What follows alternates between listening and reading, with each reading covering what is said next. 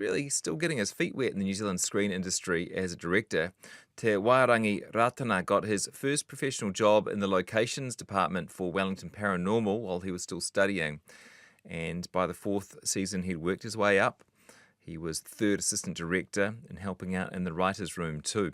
Between seasons of that show, he worked on a variety of projects, including films like Savage and Cousins, and TV shows like Mystic and Mr. Corman, and he recently premiered his own short film, which is called Manu Masters, at the Māoriland Film Festival. Here's a little snippet from the trailer. Who am I? Who? What do I do? Manu. What do I do? Manu. I'm the Bar King up in this valley! It takes a lot of practice to become a Manu Master. Manu Masters. Just give me a chance. I won't let you down. I won't fail you. Yeah, it looks so good. And to tell us about that film and a few of his favourite things on Bookmarks today, Te Wairangi Ratana joins us now. Tēnā koe. Kia ora. Hello. Great to have you on the show. Awesome to be here. Thank you for having me. I looked at that Manu Masters trailer. It looks hilarious, and it's intentional, the reference to all those sort of 80s films, right? The young hero overcoming some obstacles and becoming a master at something. Yeah, totally. And just trying to make something a bit over the top out of something quite small, kind of like, because karate in real life isn't as cool as it is in The Karate Kid, you know? As anyone who's visited a dojo here in New Zealand will know. Yeah, exactly. So finding something that I think, you know, everyone can kind of relate to, bombing and doing bombs and manus, and there's nothing really like it, really, especially that first day of summer, you know? I think most people will know, but can you define a manu for the rest of our listeners? So like a manu is a type of, like a cannonball, I suppose. You jump into the water, and a manu specifically, you're going in V-shaped, and you're creating a pocket of air as you hit the surface, and then that will just shoot up into the sky and create this awesome splash if you do it right. Yeah, and without giving away too much, what's the premise of your movie? Well, Manu Masters is the hero, and he can't manu, and he has to. That's sort of as deep as it goes, really. Yeah. And there's one guy by the looks of things who's a real expert, and he's got a couple of henchmen with him. Yeah, so you got like your villain, Putu, the Bomb King, played by Errol Anderson, and he's spectacular, and a great foil, I think, to Manu Masters, played by Max Crane. Hey, and it's screened at Māoriland Film Festival. We've featured this festival a few times over the years, but can you give people an idea of what it is? Yeah, so Māoriland Film Festival is in Otaki and headed up by Libby Hakarai and Tainui Stevens, and it goes on for about a week and just plays just awesome Indigenous films, not just from New Zealand, but all over the world. And yeah, you got short films, feature films, and the town just kind of becomes like this hub of really creative people and like, you know, good vibes, really. And that was the first time we had shown Manu Masters to an audience just this past Thursday, and it was pretty electric, you know. Oh, cool. This is Otaki, isn't it? Yeah, Otaki, about an hour away from Wellington. 50 minutes now with the new road, yeah. How long is your film? What's the duration? So Manu Masters is like just under 20 minutes. Okay. Yeah. And so how was it watching it with with an audience? Yeah, man, I'll be honest, it was pretty amazing. Like, you know, we shot the film in March 2021, and it was made as part of the Ngā Pakiaka Incubator program through Māoriland Film, and so there was a whole there were about eight of us young filmmakers. We all got to make our own films, and they all screened at the same time. And cool. Yeah, it was pretty special, you know. And great way for Māoriland to not only nurture and support young filmmaking talent, but also guarantee a bit of content for the next film festival. 100%, and I think too, because it had been so long since we, you know, because these movies were made with the support of a lot of people, but also we did boosted campaigns, and so people were sort of anticipating this, you know, and it was really special to not only watch Manu Masters with the audience, but, you know, the other short films, and then to share the stage with all those great filmmakers afterwards is pretty special. You get some good laughs? Yeah. That was kind of my number one concern, I think, because I had sat with it for so long. You know, like, oh man, what if nobody laughs? And yeah, that first laugh was pretty good. I'd be lying if I said it didn't feel really good. Amazing, amazing. Well, you're here from now till 3 p.m. and one of your jobs is to choose a bit of music, and you've got some Mac DeMarco to Yeah. start off with. Tell us why you've chosen this song. Mac DeMarco, I've loved since high school. He's from Canada, and he's a very laid back, chill, kind of very creative dude, and kind of gives off a bit of a blasé attitude, which I think is something I've sort of adopted over the years. But still hardworking, not actually.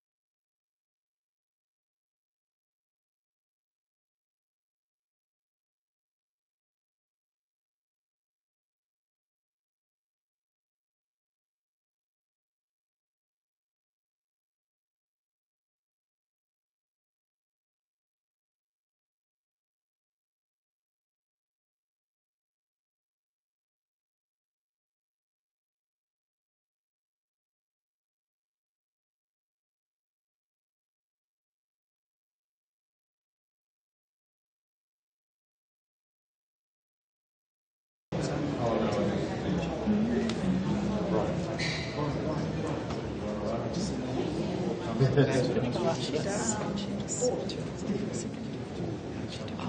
briefed on anything you'd like to work out.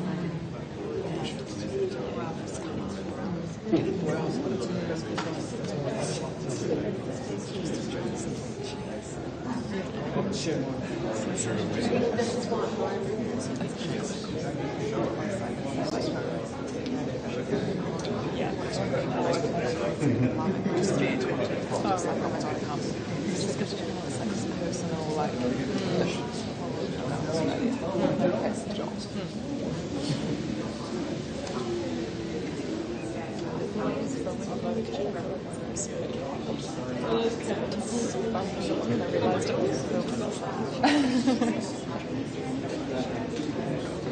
Yeah, I'd love to have water out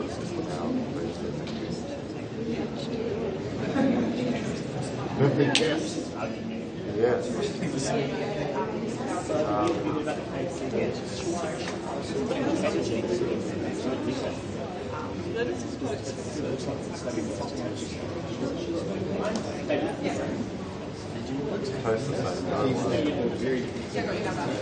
No way.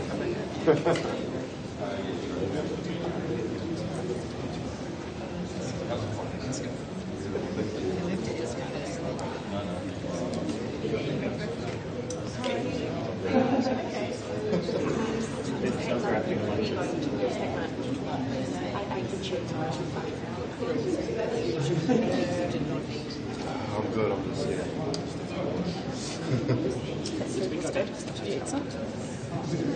Yeah, show you what they reading the first page.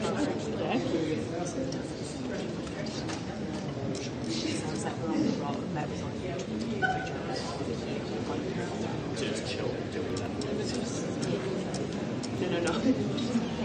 She's got a script around. Latest on floods here and waiting for my colleague. Latest on the floods. Did you want a transcription of the document? Nah,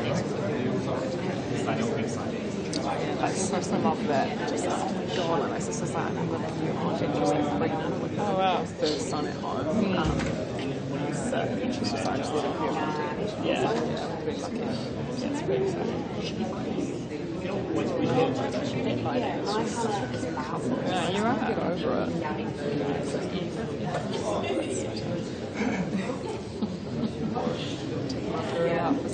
Yeah. Cocktails on the Yarra River. All that for a special night.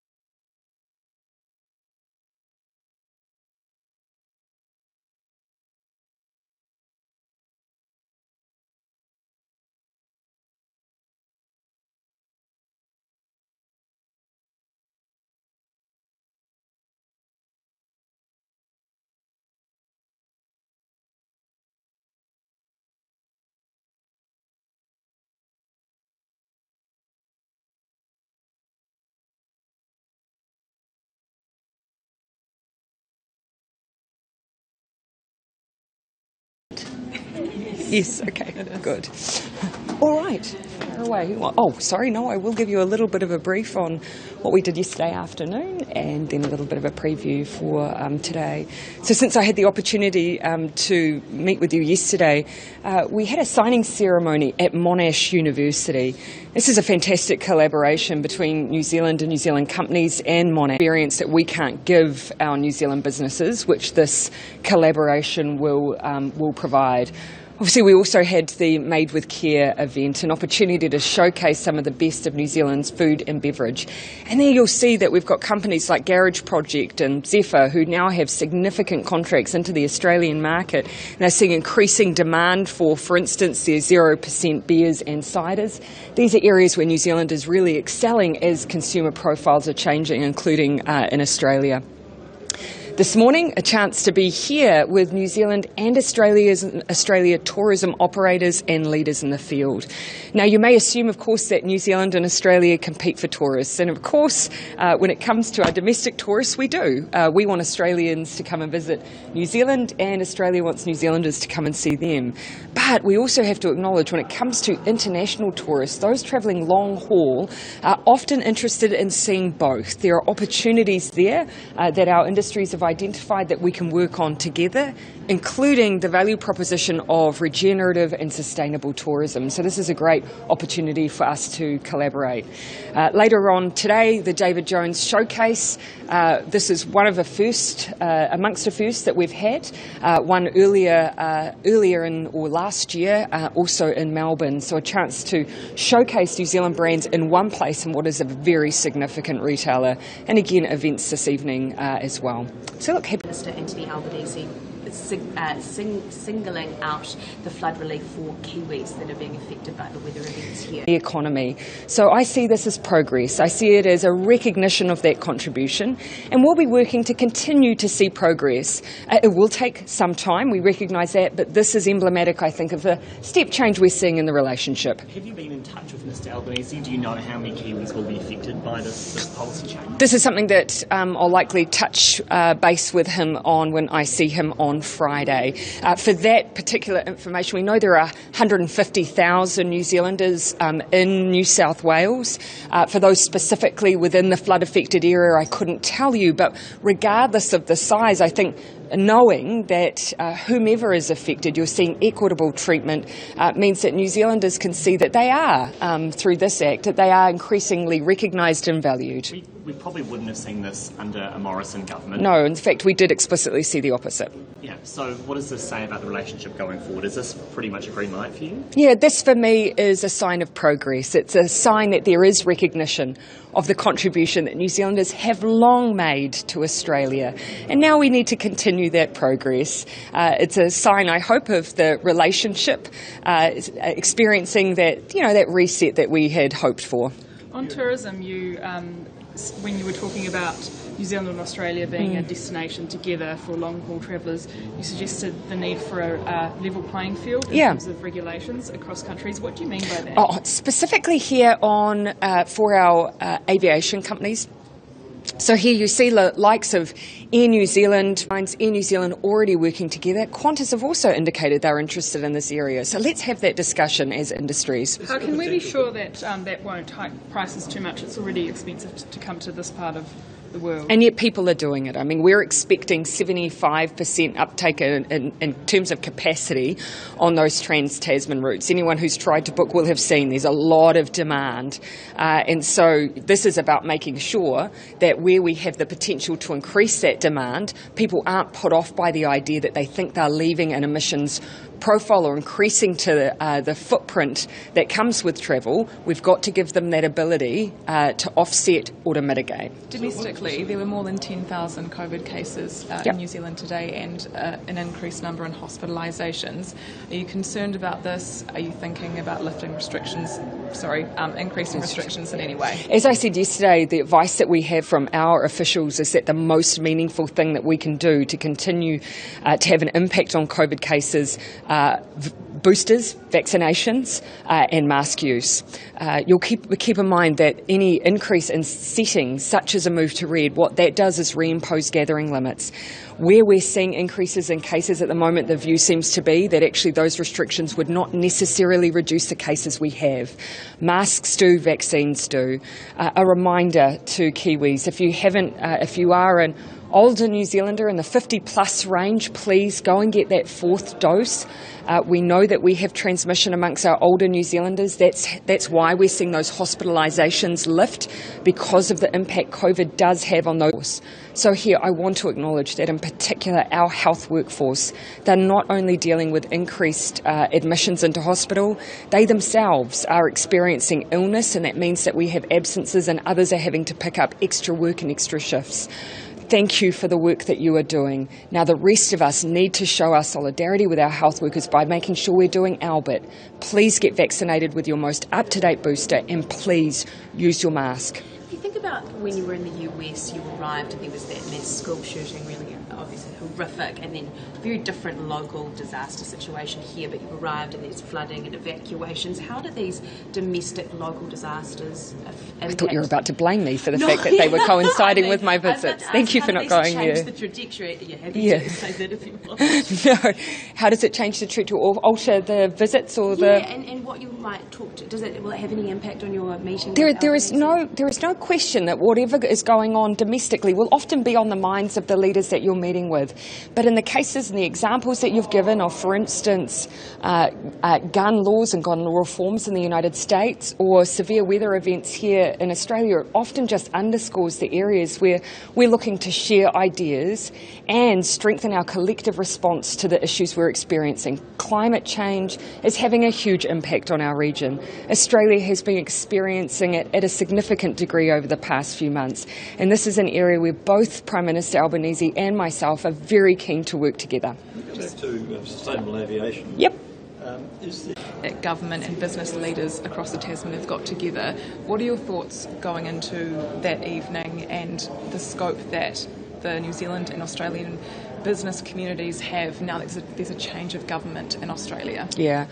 And here, you can see from the business delegation here the areas that they're looking to focus on. Sustainability is a significant piece of their focus as they go into export into new markets, and naturally, therefore, it should be a significant piece of our focus as governments. Equally, then, there's the things that we can do just to make business easier for them. What can we do together to resolve supply chain constraints that our businesses will be facing? What's the next step beyond e-invoicing to remove friction at the border? We're already pretty seamless. What more can we do together? And then you see sector by sector some specific initiatives like those in tourism. But this is actually the opportunity for us together to hear from business across New Zealand and Australia about the areas where they believe that we can create an ease of flow between two countries that are already well known for the ease of doing business. And then, were you expecting that if there was to be any flood relief that New Zealanders would be included, or has that come as a bit of a surprise today? It would always be my expectation that New Zealanders would have the same access to relief. They hadn't, and that is a change. I think probably what stood out to me more was the fact that they didn't. So this for me feels like a natural return to a policy now grounded in fairness. What happened before was unfair, grossly unfair. Do you think it's a result of continued representations by your government over several years, and then the fact that there has been a change of administrations here? I think it fundamentally represents a government that takes a